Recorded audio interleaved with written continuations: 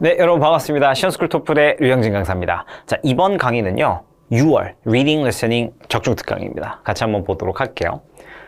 자, 저희 학생들이 이제 시험장에 가서 가장 당황하는 장르가 뭐냐라고 하면 생각보다 Earth Science, 지구과학 얘기를 정말 많이 합니다. 특히 뭐 단층이라든지 판구조론이라든지 지진이라든지 이런 내용 얘기 나오면 일단 재미가 없고 텍스트가 집중이 잘 안 되죠. 단어들도 못생기고 긴 애들이 많아요. 그러니까 모니터로 문제를 풀 때 특히 어려움을 많이 겪는 것 같아요. 그래서 제가 몇 가지를 좀 가지고 왔는데 우선 지진의 원인이나 영향이나 어떻게 우리가 그 지진파를 예측하고 대응할 것인가 보통 이런 스토리 라인들을 기대하셔야 됩니다. 그런데 우리 토플은요, 시사상식이나 본인의 지적인 능력을 가지고 푸는 문제는 아니고 철저하게 언어적인 시험이잖아요. 그러니까 지금 제가 밑에 써놨는데 뭐 P파, S파 이런 그런 파동에 대한 이야기들이 나올 때 절대 겁먹으실 필요가 없어요. 토플은 고유명사가 나오면 가급적이면 다 정의를 내려주고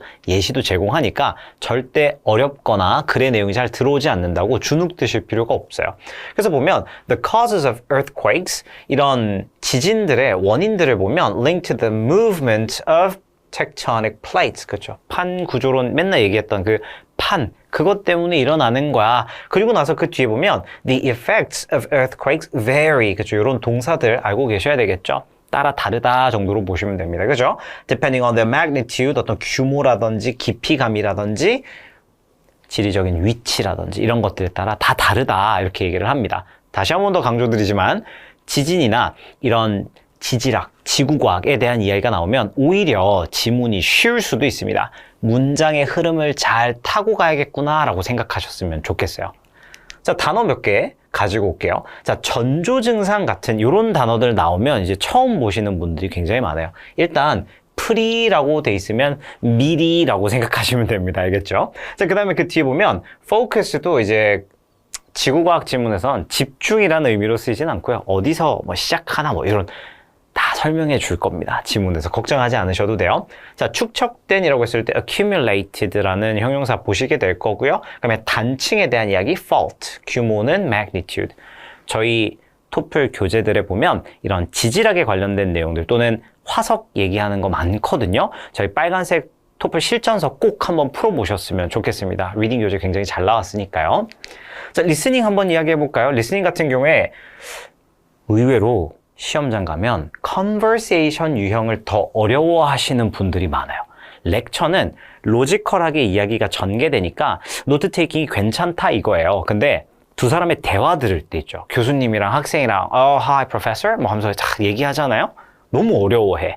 그런데 그 대표적인 토픽 중에 하나가 뭐냐면 제출했던 과제라든지 또는 논문 이렇게 주제 좀 바꿔봐 라고 교수님이 불러가지고 얘기하는 그런 걸 진짜 많이 나옵니다. 왜냐면 학부생들은 과제를 제출할 때 너무 의욕이 넘치니까 범주를 너무 넓게 잡는 거예요. 뭐 예를 들면 셰익스피어 문학 이렇게 잡아버리는 거 너무 크잖아요. 그렇죠? 그러니까 교수님이 미안한데 불필요한 내용들 좀 빼고 핵심으로 집중을 해봐 라는 suggestion의 이야기가 conversation의 굉장히 대표적인 토픽이고 여러분들이 마음의 준비를 하셔야 되는 장르다라고 생각하시면 좋겠어요.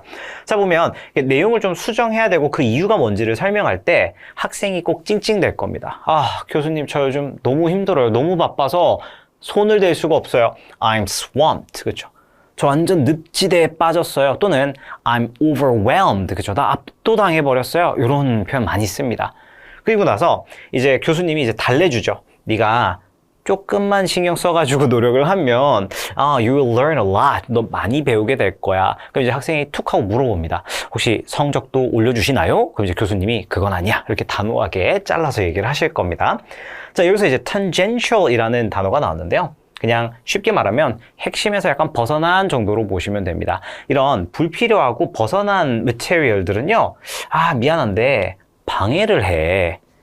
메인 포인트로 가는 데 있어서 이렇게 교수님이 이유를 설명할 겁니다. 그러니까 그런 것들은 사족이니까 게르기니까 좀 잘라내버려 이렇게 cut out 하고 뭐 delete 좀 덜어내봐 이렇게 교수님이 suggest를 한단 말이죠. 이 구간은 당연히 리스닝에서 문제가 나오는 포인트라고 보시면 되겠습니다. 자, 그리고 나서 교수님이 이렇게 조언을 해줍니다.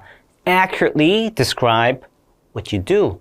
명확하게 좀 너가 하고자 하는 걸 기술해봐, 서술해봐. 그리고 나서 keep the discussion focused. 우리 keep 목적어 목적격 보어처럼 이렇게 좀 주제에 집중할 수 있게 페이퍼를 수정해봐 이야기할 겁니다.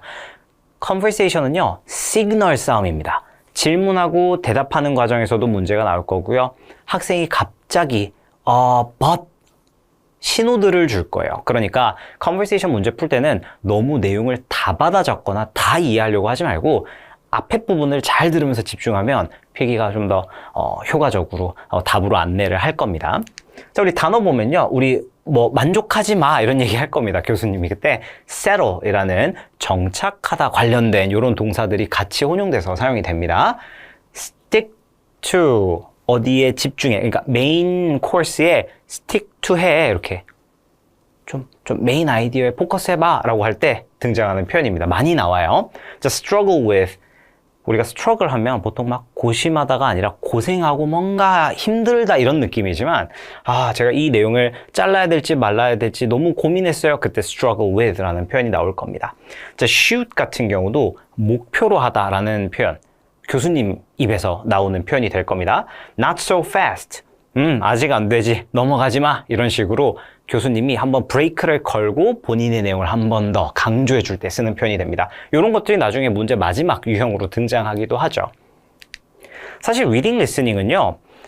요령이 좀 필요합니다. 영어를 정확하게 해석하고 번역하는 것만으로는 답으로 가기가 어려울 수도 있어요. 센스 있게 공부하시면 좋겠습니다. 감사합니다.